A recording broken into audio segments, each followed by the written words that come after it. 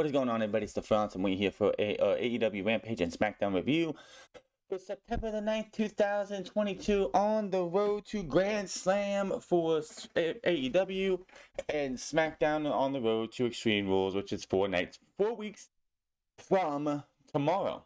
So, heading on down there, we know who's going to face off against Liv Morgan for the who's going to beat Liv Morgan for the SmackDown Women's Championship, because let's face it, it's going to happen. So, let's talk about Rampage, of course. It's the fastest hour in all of professional wrestling, as AEW Excalibur likes to promote. And honestly, this show was a lot better than we've been getting. Let's just be honest. Like, Rampage has been very forgettable and very missable over the last few months. And Tony Khan puts that off, of course, as being that everybody has been injured, so he's been having to shuffle things around, and do things differently, and like put people on Rampage who probably shouldn't be there. But tonight we got ourselves a pretty good show. We found out Jon Moxley's opponent. We also had the Ring of Honor World Championship on the line, and in between that we had Madison Rayne versus Serena Deeb, which was a nice women's match. So, we started off with Sammy Guevara versus Darby Allin. Now, I have one of these criticisms that Tony Khan needs to listen to people. Stop putting entrances on fucking YouTube. This is a tournament to decide who is hopefully going to be your champion for at least a few months. MJF versus Jon Moxley, Danielson, or whoever else. That should not be happening until at least Full Gear. Why Full Gear? Because it gives the champion, the person who's the champion, a good 2.5 months to have the championship and everything else. My pick, of course, is Jon Moxley. The dude is AEW's ace, and I'm going to say right now, AEW needs to find somebody who's younger, hungrier, and wants to be that guy, to be that reliable guy, so when Jon Moxley calls it a career, they have somebody to rely on, because this dude was supposed to be on vacation. Jon Moxley was supposed to be gone for the next month, and he was supposed to not come back until October 18th, which is 6 weeks from Tuesday. No, October 19th, not October 18th, 19th. Oh wait, that's right, 18th. The 18th is going to be that special Tuesday night show that we're going to have. So 6 weeks from Tuesday, they would have Jon Moxley was going to return, because they're going to be in Cincinnati for, I think, the final time this year. However, things happened. Everyone's suspended. Investigations. 2 people are out with torn triceps. One in CM Punk and Christian Cage both have the same injury, torn triceps, so they're both going to be done for the rest of the year. And honestly, with how everything's transpired, 8 months is a long time for things to settle down, everyone to cool off, and everything to go back to making things work. We'll talk about that eventually, hopefully down the road, that the way AEW needs to turn everything that happened into one big fucking angle and get us CM Punk and FTR versus the Elite and make some fucking money. That's what this world is about. Anyway, Sammy Guevara versus Darby Allin first round match, or they called these first rounds the wild card rounds, because, as we know, Moxley and Jericho had a bye while everyone else had to qualify for the second round. So we had this match here, and as Chris Jericho said on commentary, you do not ever have a bad Darby Allin and Sammy Guevara match. This was the same. They didn't go completely batshit crazy like they usually do, as Darby Allin and Sammy Guevara like to see who can kill themselves first. Thankfully, they didn't have that here. Anna Jay gets involved. She distracts. Darby Allin gets hit with a low blow. Tay Conti throws in the skateboard, which was turned so the wheels are facing up. He hits a power bomb onto the thing, and like from the camera angle they showed, it looked like he missed, but when they showed another camera angle, he clearly hit. GTH 1, 2, 3, and Sammy Guevara moves on. I've seen people go half and half on this, like pissed off. I know a lot of people hate Sammy Guevara, mostly because they're jealous he married Tay Mello, and Those were the Tay Mello fans are like, it should have been me.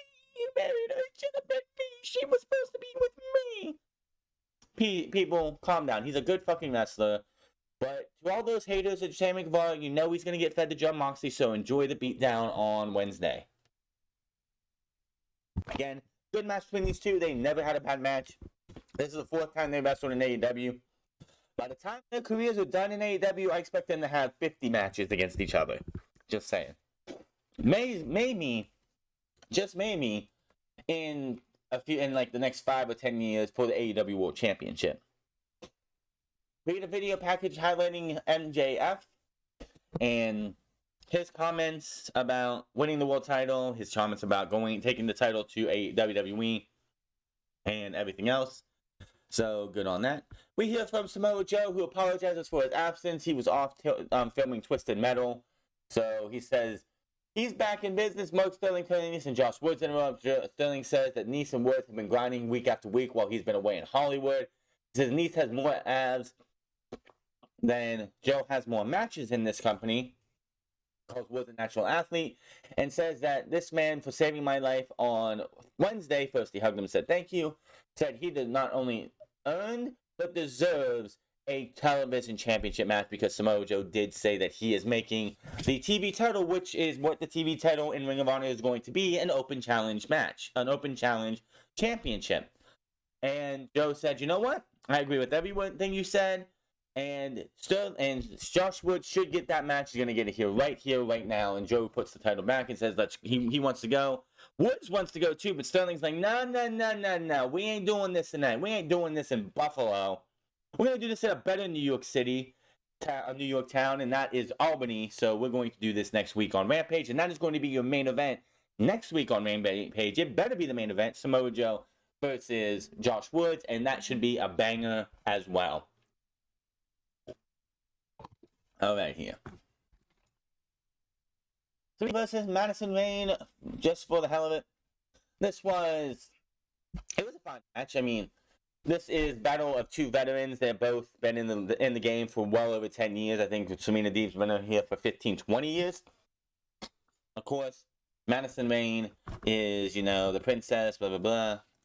So, this was not the typical, Deeb gets in here, wrestles somebody, but plays around with them, toys around with them, and beats them up and beats them. Madison Rayne was actually hold for hold, move for move, countering her from the early spot portion. Deeb gets in her face, is like, this is my company, I was here first, I'm the coach. She's yelling at her, and then gives her a big, huge-ass lariat. Eventually, Deeb takes over, a few forearms, sliding lariat, goes to the pin. Deeb, that was Madison Rayne. Deeb kicks out. Deeb smashes Rayne's knee on the mat and then locks in the Serenity Lock and gets the tap out, and Serenity Deeb picks up the win. I'm going to say this still. I fully believe and still think it should have happened that Serenity Deeb should have beat Mercedes Martinez for the Women's Championship at Death Before Dishonor, and she should be your Ring of Honor Women's World Champion. So I know Mercedes Martinez is out with an injury right now, which further proves my point that Deeb should have won the championship and be your Ring of Honor Women's Champion right now. Yeah, we hear some gutter noise from Jade Cargill. She wonders who's going to beat her for the championship. Don't care. Back from break, Powerhouse Hobbs says that the whole world loves to doubt him and says he believes that if you want to want something done, then you do it yourself. He says he put Ricky Starks 6 feet deep and he will now open the book of Hobbs and show the world the beast from Oakland. Okay, so apparently at All Out, Ricky Starks and Powerhouse Hobbs were slated for a longer match. I don't know why they called an audible and changed the match time to 5 minutes. I think it worked just fine because Ricky Starks, and we all love Ricky Starks. He's the underdog babyface. That's how he has to work out right now. And he was overconfident, thinking that he had Powerhouse Hobbs figured out because he's been teaming with him in Team Taz. But he got a little overconfident, and Powerhouse Hobbs beat him up and took him down and shattered his confidence. So the next time they face off against each other, Ricky Starks is going to know what the hell he's doing, know that he's going to have to take this guy more serious, and then he's going to have to step up his game and not be so flamboyant and beat this guy. So I can't wait to see those guys go at it again. I know it would be a banger of a match as well. A much better match next time. When that's going to happen, do not know. Main event, Claudio Castagnoli versus Dax Harwood for the Ring of Honor World Championship. Of course, they justified this match by saying, at the end of Death Before Dishonor, as the tag team champions were standing in the ring, Claudio and Wheeler Yuta came out. Everyone raised the tag team titles up and all the titles up for Ring of Honor, and that's why we had that. That's why we get this match, is because of that situation. I can't even do this match justified. If you want to watch any AEW match this week, this is the match to watch. This match was great. It's kind of fun. It's kind of crazy how Ring of Honor's two Ring of Honor titles main evented both Wednesday and Friday night shows for AEW. There you go. Here's the thing I gotta say about Tony Khan. If you can't get a TV deal right now, what's the harm in renting a building, going out, renting a building, maybe in Canada, anywhere in Jacksonville. You could even do Daly's Place. I don't care. Go to Daly's Place. It's your fucking home base. Bring in all the Ring of Honor talent you want. Tape 4 months, like a month, like 2-3 months of Ring of Honor television on that night, and put Ring of Honor on YouTube until you have TV. Simple. Plain and simple. I wish I was in the Death Before Dishonor media scrum, because I would have asked Tony Khan that exact question. And let's face it, Ring of Honor in Jacksonville for a couple weeks or a couple months would be fine. Give us storylines, give us things to do. Let's have Ring of Honor, Claudio there, and having Ring of Honor on YouTube, and having people watch your Ring of Honor show, see those numbers and see them go up, and be like, here is a presentation of what Ring of Honor is going to bring. Because right now you really don't have anything to show what your Ring of Honor is going to do. Show us what your Ring of Honor is going to look like besides Death Before Dishonor and Death Before Dishonor, because obviously Supercard of Honor was still was booked and everything before Tony Khan bought it. But like the building was booked, everything was booked. It still had the old look of Ring of Honor. The first look of Ring of Honor that looked new and looked like the new Ring of Honor was Death Before Dishonor. That's all that Tony Khan really has, and then of course shit on here. If you go to Jacksonville, bring in everybody you want for Ring of Honor for an afternoon or like a whole day, and do Daly's Place and tape like hours upon hours and give us a 1 hour show if you have to. If you taped from, I'd say, I don't know, 3 o'clock, like noon to 5, and gave us 5 hours, or like 5, like, and just tape from noon to 5, or noon from a 12, tape 12 hours of a show. Have people come in and out as the day goes on. Tape 12 episodes of Ring of Honor, or 14 episodes of Ring of Honor in one day, or 2 days if you want to split it up, because it's your fucking building. You can go there any fucking time, and tape Ring of Honor for that long of a time. And then as the show is being done, you could have that as footage of, this is what we're going to present to you. This is what Ring of Honor is going to be if you put it on this show, because right now you got nothing. I know when AEW got their TV deal for Turner, they didn't have anything else other than one pay-per-view, but still, they need something, because I'm fine with it. I just love to see good professional wrestling, even though it's Ring of Honor or whatever. I just want to see, I know there's people out there who just want to see AEW on AEW and Ring of Honor on Ring of Honor. It's going to be to go, well, let's go to Jacksonville. Let's tape a couple 2 months worth of TV, which is 8 hours. If you do it's like 8 to 9 hours of television right then and there. Not that hard. So the boys shake hands. They batter each other. They beat each other up. Fucking heavy, big moves and everything else.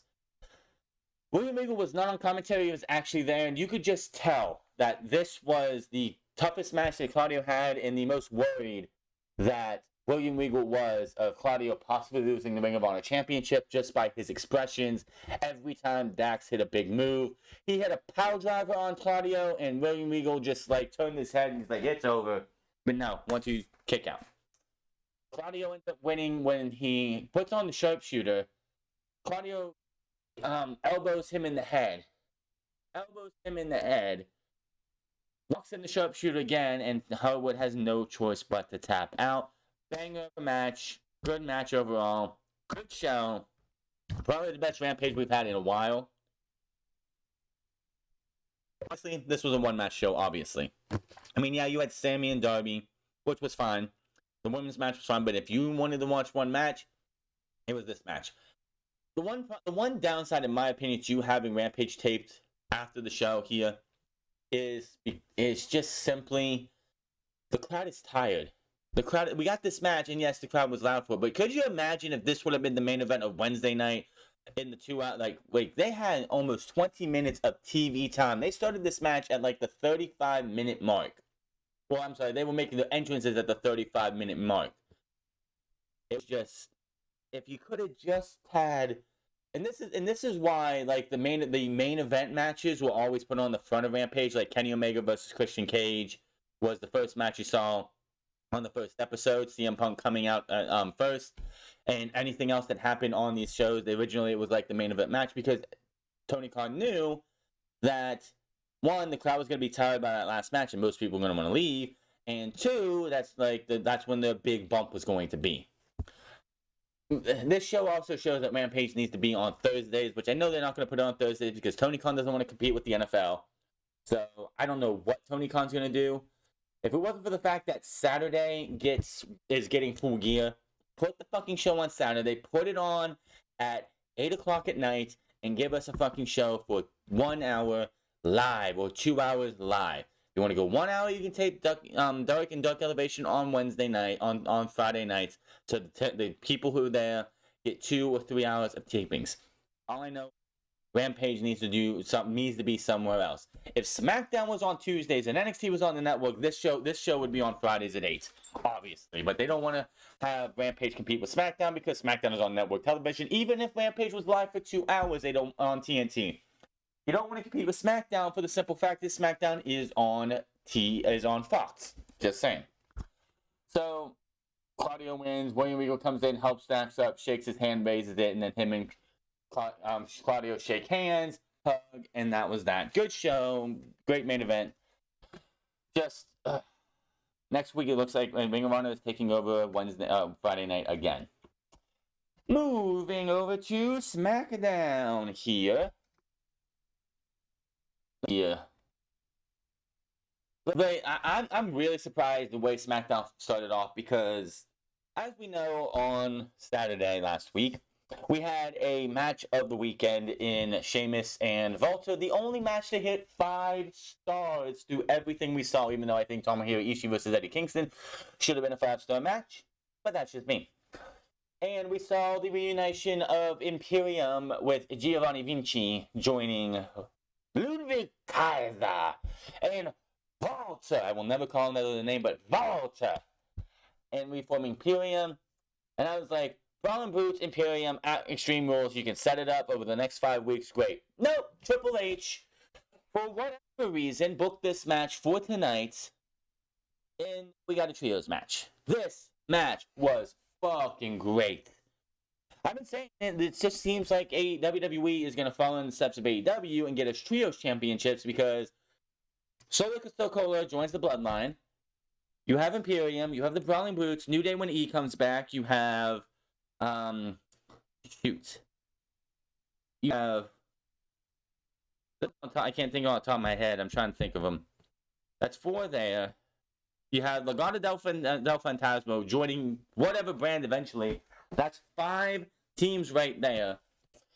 You have the Judgment Day. That's 6 with Dominic Mysterio. Dominic can get his character to be a lot better, and the Judgment Day can build him up and help cultivate him into something good. That's 6 teams right there.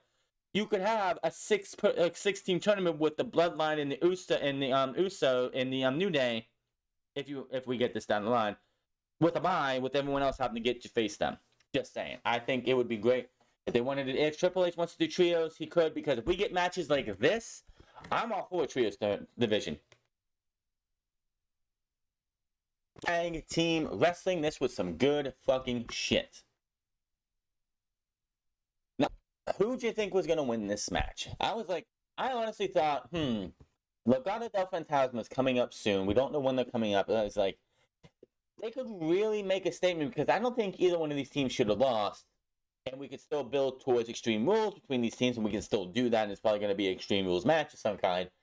And I thought this would be a hell of a place for Legado del Fantasma to make their debut, destroy this match, kill everyone's buzz because they are heels, and do all that. But no, Vinci tags in, they hit the Imperium Bomb. Kaiser did look like he went down, he he clammed down on a move and he sold his knee as if he actually injured it, but he was fine. Imperium picks up the win. This is not going to be the last time we see these 60 men face each other, but this was a great match. We have the Bloodline minus Roman Reigns come down.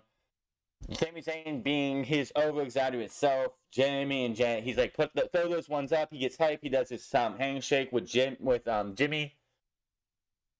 And then he's like, well, he looks at Jay and he's like, okay, yeah, okay. And he's like, we got some serious things to talk about. I have some serious things to say. Ever since growing up being an honorarius, and Jay's like, no, I got this, man. That's pretty funny, though.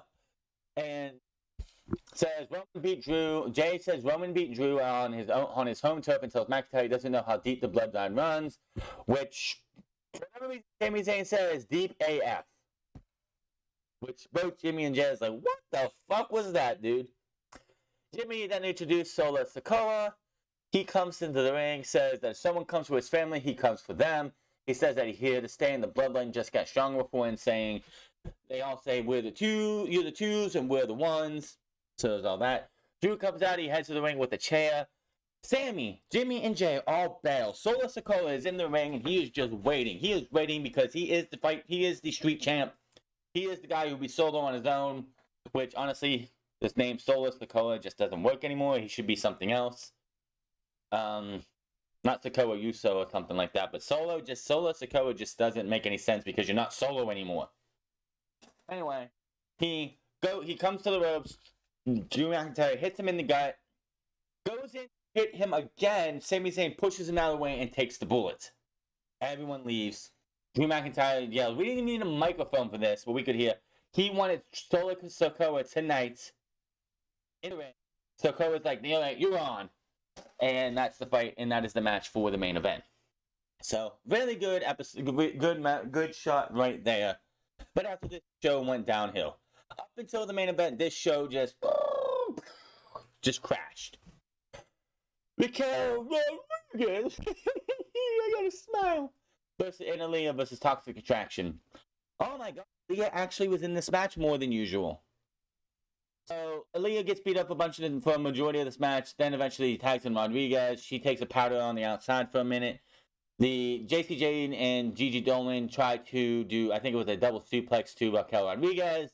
Aaliyah actually showed back up, hit the spear, and that allowed Rodriguez to hit the Tejana bomb to JC Jane, which she took that very badly.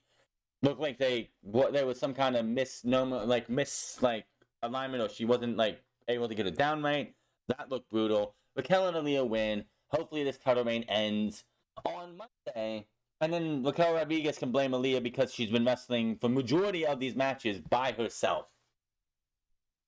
Video between the confrontation between Ronda Rousey and Adam Pearce last week. Commentary announced that Ronda Rousey was disciplined for her actions behind the scenes. And we won't know anything because apparently Adam Pearce has been getting too irrational and he's been getting too full of himself, so they have to have an internal investigation. WWE taking shots at CM Punk. Anyone else?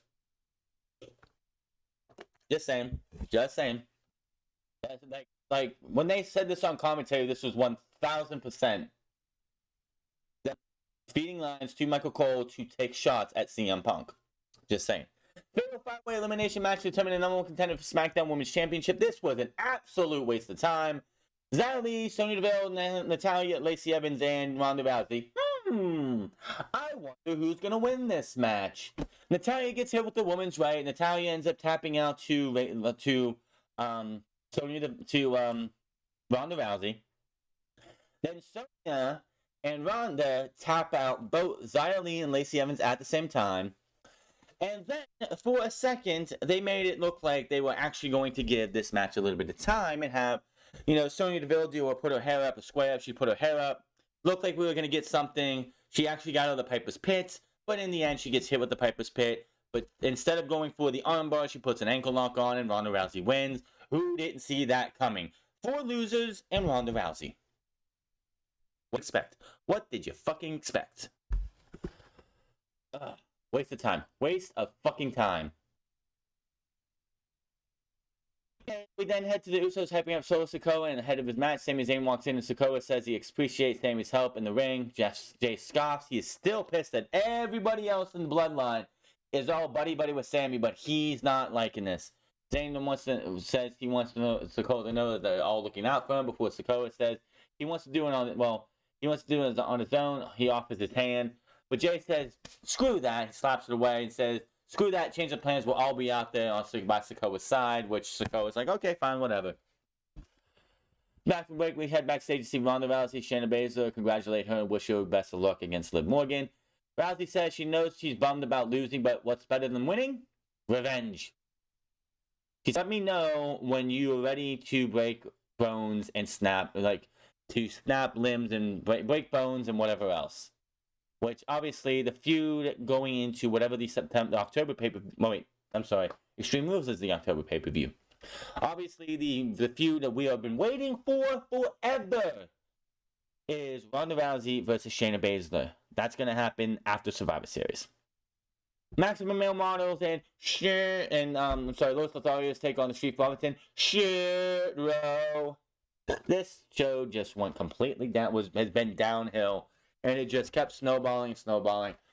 This match was an absolute waste of time. Street Profits and Shit Row win. Who cares? And then we go to a video of Braun's return from last Monday, and we're going to go to break and come back and have Braun SmackDown return, because apparently he's going to be on SmackDown going forward. My question is, why the fuck was he on Raw? Just for that video package of them burying the tag team, half of the tag team division? And those 4 teams are going to be on SmackDown next week, again, trying to have a fatal 4-way for the number 1 contendership to the tag team titles. Is Braun going to destroy them again? More than likely. Do we have a brand split or no? Do we not have a brand split? Because here comes the Alpha Academy, who are pissed off because Braun Strowman screwed them out of the championship opportunity they should have rightfully had, because Chad Gable had Montez Ford in a ankle lock. And of course, out comes Braun Strowman with new remixed music. He slaps Otis once. Otis tumbles to the side. Chad Gable runs away. He starts beating up Otis in the corner. Chad Gable comes in and attacks from behind. That gets him knocked down. Otis actually gets a little bit of offense on him, but ends up getting both men powerbombed. And yes, Strowman did powerbomb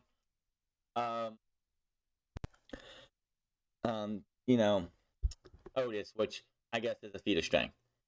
It's real nice to see that Hunter is burying one of the best acts on WWE television of all year. The Alpha Academy, whether you like them or not, have been one of the bright spots in the fleeting days of Vince McMahon's regime in WWE. So why are you burying them? Oh, because it was a Triple H. It was a Vince McMahon built team. Why do you have to be so petty? Why the hell do you have to be so petty, Triple H? Come on, man. We had backstage. Drew McIntyre says he should be standing here, the new undisputed champion. Agreed. But he doesn't do the Solo Sikoa. He is taken directly in the camera and says the actions have consequences, and say that he won't like his consequences. Drew McIntyre versus Solo Sikoa. This was your main event, and apparently this was, I guess, internally originally going to be a no DQ match, but that doesn't make any sense. If they want to go with Solo Sikoa versus Drew McIntyre for no DQ, that would have to be at Extreme Rules. Now, this match was fine. Obviously, a bunch of interference from the Usos and Sami Zayn even actually got pulled into the ring towards the end of the match and thrown down, and was a few seconds away from meeting a Claymore, but Solo Sikoa comes in, hits them with a super kick. That looked like that was going to be it, but no, it wasn't. Solo Sikoa eats the Claymore kick, but falls to the outside, when all of a sudden, Karrion Kross from behind chokes out, gets him into the cross jacket. And as he does this, we go from full-on color to monochrome black and white, just like the old NWO days. And the show ends with Kross putting the Kross jacket on, with Scarlett there just laughing and everything, and the show goes off the air as he continues to choke him out. And I'm like, gee, I heard some podcasters say that if Drew McIntyre won the Universal Championship, there was going to be no set direction for him coming out of Clash at the Castle. Gee, it looks like there actually is a set direction for Drew McIntyre coming out of Clash at the Castle. That would have been a great way to start his championship run with the Universal Championship by having a feud with Karrion Kross. Would Karrion Kross win the Universal Championship right now? Absolutely not. But it'd be a good way to get him settled into being on the main roster and being in a top feud. But no, we had to. And here's the funny thing. Dave Meltzer reported on the Wrestling Observer newsletter that the only reason Drew McIntyre lost is because WWE wants to establish Roman Reigns as this generation's legendary figure. So the 6 main events at WrestleMania, the multiple championship runs, the 700 plus days of Universal Champion, which is the worst title reign of the last decade, mind you. And we're talking Jinder Mahal in there too. Actually, out of the 2 big reign of terrors in WWE over the last 20 years, this reign of terror makes Triple H's look like child's play. Because at least in that reign of terror, Shawn Michaels and Goldberg both won the championship, and it wasn't just 700 and plus days, 700 and 800 days, or 1,000 days of Triple H as World Heavyweight Champion. I'm just saying. I think someone else won the world title in that time too, but I can't really remember. Oh, that's right. We don't talk about that.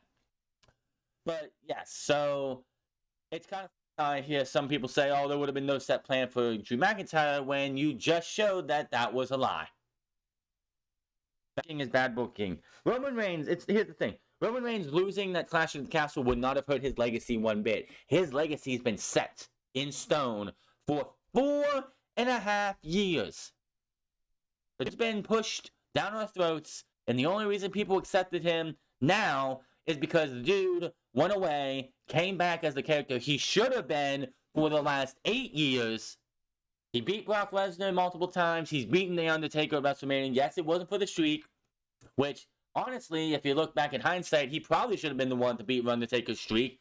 Then the 700-day title reign would not have meant a damn thing for him, because being the guy to beat The Undertaker would have been the cherry on top of his career. Just saying. So again, almost like 6 days later, it was still a bad booking decision, and there was no justifying Roman Reigns beating Drew McIntyre at Clash at the Castle. Oh, well, he needs to have it against The Rock. No, he doesn't. If they can't get The Rock and they want to go for Cody, fine, whatever. I still say, so you can have 2 champions, because I'm sure USA Network is pissed that they do not have a world champion on their brand. You do a match at whatever fucking pay-per-view between now and the Royal Rumble, between Roman Reigns, Kevin Owens and Seth Rollins, and somebody else if you want to. If you want to do Kevin Owens, Seth Rollins, and Roman Reigns in a 3-way, and have a 2-fall match. The first fall is for the WWE title. The second fall is for the Universal title. Yes, they did this back in the Attitude Era, and was Chris Benoit, Chris Jericho, and I believe Kurt Angle. I think it was Kurt Angle for the Intercontinental title. I believe the European Championship. It was a 2-fall match. Both titles on the line. That's how you split the championships. Roman doesn't get pinned. You have Kevin Owens or Seth Rollins pin one or the other for the first championship, and then Roman Reigns pins that same person for the other championship, which would be the Universal title. Roman loses the championship without getting pinned, and he keeps his 700-day title reign, or his whatever 800, 900-day title reign of the Universal Championship, and we still have the WWE title back on Monday Night Raw, which needs a World Championship ASAP. That's what I'm saying. So, that is your SmackDown review in AEW Rampage. AEW Rampage was pretty good. I know I'm fine with Ring of Honor matches happening. As long as they're good wrestling matches, who gives a shit what title is there? But I know there's a lot of people who are sick and tired of seeing Ring of Honor have spots on AEW television. So, Tony Khan needs to do something ASAP. Now, for SmackDown, the opening match was fire. The stuff with the Bloodline was fine, was good. Everything else between that and the main event was absolute shit. So, we're not like the change is coming. It's just I'm sick and tired of seeing the more things change, the more that with Braun Strowman, the more they stay the same. Come out, bury people who don't deserve it, leave.